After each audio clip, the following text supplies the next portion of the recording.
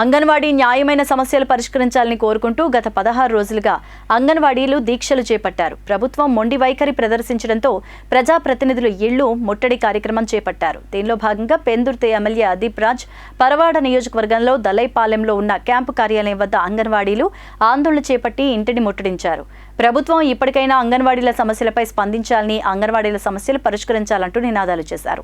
16 రోజులుగా మహిళలు రోడ్డుపైకొచ్చి ఆందోళన చేస్తున్నా ప్రభుత్వం స్పందించకపోవడం విచారకరమని, అంగన్వాడీల పట్ల రాష్ట్ర ప్రభుత్వం నిర్లక్ష్యంగా మొండిగా వ్యవహరిస్తోందని మండిపడ్డారు. సిఐటియు జిల్లా ఉపాధ్యక్షులు గనిశెట్టి సత్యనారాయణ మాట్లాడుతూ అంగన్వాడీలకు వేతనాల పెంపు, గ్రాడ్యుటీ అమలు కోసం, పిల్లలు, గర్భిణీ బాలింతలకు మెరుగైన సేవలు, నిధుల కోసం పెంపు కోసం గత 16 రోజులుగా అంగన్వాడీ టీచర్లు, ఆయాలు, మినీలు నిరవధిక సమ్మె చేస్తున్న జగన్మోహన్ రెడ్డి ప్రభుత్వం మొండిగా ఉందని, అంగన్వాడీ న్యాయమైన డిమాండ్లు పరిష్కారం చేయాలని, లేని పక్షంలో అంగన్వాడీ సమస్యలు పరిష్కారం అయ్యేంత వరకు సమ్మె ఐక్యంగా నిర్వహిస్తామని హెచ్చరించారు.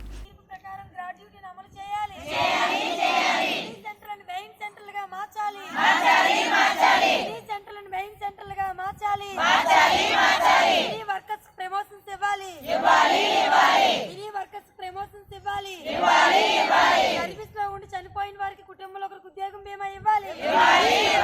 సర్వీస్ లో ఉండి చనిపోయిన వారికి కుటుంబంలో ఒకరికి ఉద్యోగం బీమా ఇవ్వాలి. తెలంగాణ కన్నా అదనంగా వేతనాలు పెంచాలి.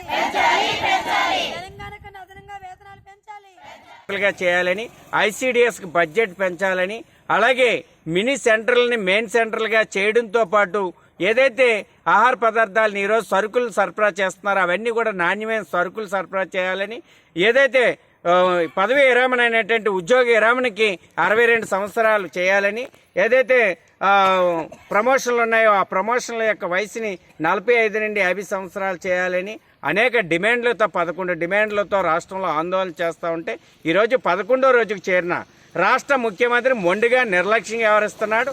మంత్రులు అవగాహన లేనటువంటి మంత్రులు చర్చలు చేసి వేతనాలు పెంచేది లేదు, గ్రాడ్యుటీ చెల్లించేది లేదు, అలాగే మీరు 10వ తరగతి చదివారని ఒక రకంగా రెచ్చగొట్టేటువంటి కార్యక్రమానికి రాష్ట్ర ప్రభుత్వమే పూనుకోవడం అత్యంత దుర్మార్గమైనటువంటి చర్య. అందుకని వెంటనే చర్చలు చేసి శాంతియుతంగా సమస్యల పరిష్కారానికి మంత్రులు చర్యలు చేపట్టాలి తప్ప ఈ రకంగా రెచ్చగొడితే అందరు ఎమ్మెల్యేలు, మినిస్టర్లని రోడ్ల మీద తిరగనిచ్చేది లేదు. భవిష్యత్తులో పెద్ద ఎత్తున ఆందోళనకు పాల్పడతాం. దానికి రాష్ట్ర ముఖ్యమంత్రి, రాష్ట్ర ప్రభుత్వమే బాధ్యత వహించాలా. మీ విలాసవంతమైన జీవితం కోసం 450 కోట్ల రూపాయలతో ఇల్లు కట్టుకుంటున్నారే.